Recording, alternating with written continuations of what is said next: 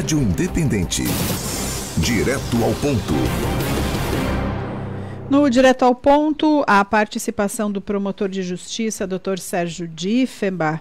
E hoje a gente vai falar sobre aquele tipo de tema que a gente não gostaria de ter que falar, mas infelizmente aconteceu e a gente precisa tratar desse assunto.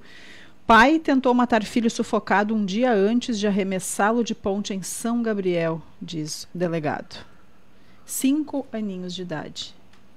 Uma criança, né, inocente, passar por essa situação, a gente não consegue imaginar, são informações que a gente não consegue entender, muito menos, né? Mas infelizmente acontece, tem acontecido muito com crianças, especialmente falando agora, né, em relação a crianças, e é muito preocupante, né, doutor Sérgio?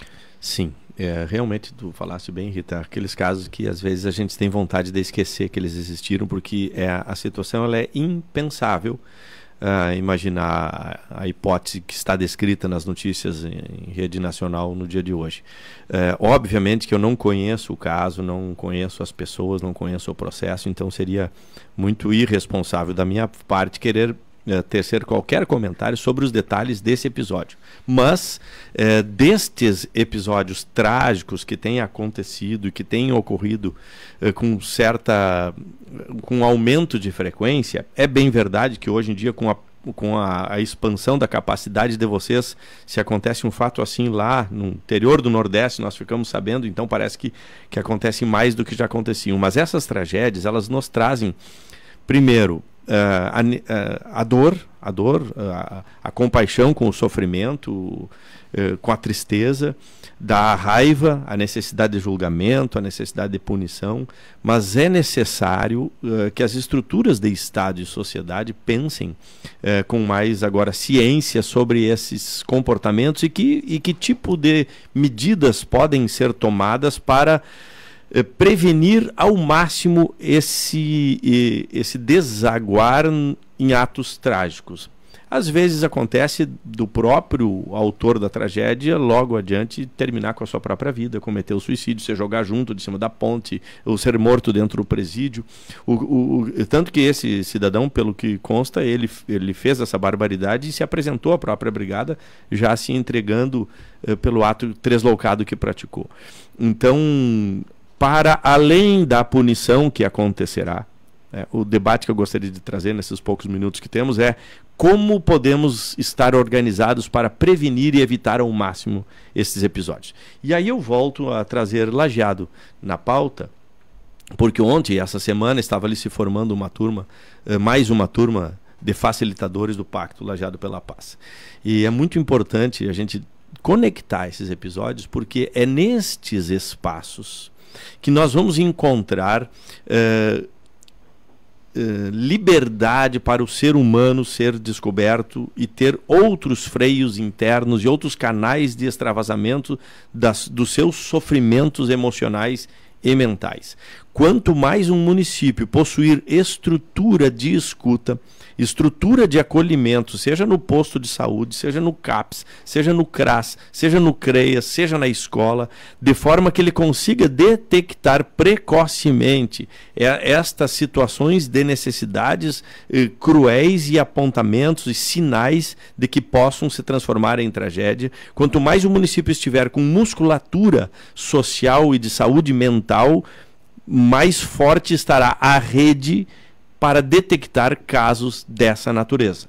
Quando a rede está enfraquecida ou por alguma razão escapou um caso ou outro, nós temos mais risco de acontecer essa tragédia. Estes episódios, por exemplo, em que, e parece ter sido o caso, em que saiu de uma cidade e foi para outra, vejam bem, são casos em que possivelmente a rede local ainda não esteja acionada, não esteja com seus radares ligados e fica a descoberto de um sistema. O pai morava em outra cidade e o filho foi... Há poucos dias estavam naquele município, então não aceitava o fim do relacionamento, é mais uma questão. Exatamente, então olha só quantas demandas que nós temos aí, e eu volto mais uma vez a mencionar Lajeado, nos nossos no juizado de violência doméstica, os serviços de acolhimento ao agressor, serviço de acolhimento à vítima, espaços de comunicação, espaços de poder colocar para fora. E esses é como para quem está essa hora perto do meio-dia cozinhando. Quando tem uma panela de pressão, ela tem aquela válvula, né? Aquela válvula para fazer sair a pressão máxima e evitar que exploda a panela. Essas válvulas, elas são ciência. Essas válvulas precisam pessoas humanas tratando com pessoas humanas para que nós consigamos aprofundar o que se passa na alma humana e, muitas vezes, prevenir tragédias dessa natureza. Eu posso afirmar a vocês que muitas tragédias dessas já foram prevenidas ou evitadas no Pacto Lajeado pela Paz. E por isso que é um programa tão importante. E isso não vira notícia, né, doutor Sérgio? Porque não tem como tu dizer assim, olha, aqui foi evitado, vai comprovar, são vários fatores, mas uma chavezinha que tu gira ali na cabeça de uma pessoa pode fazer ela mudar de ideia, né?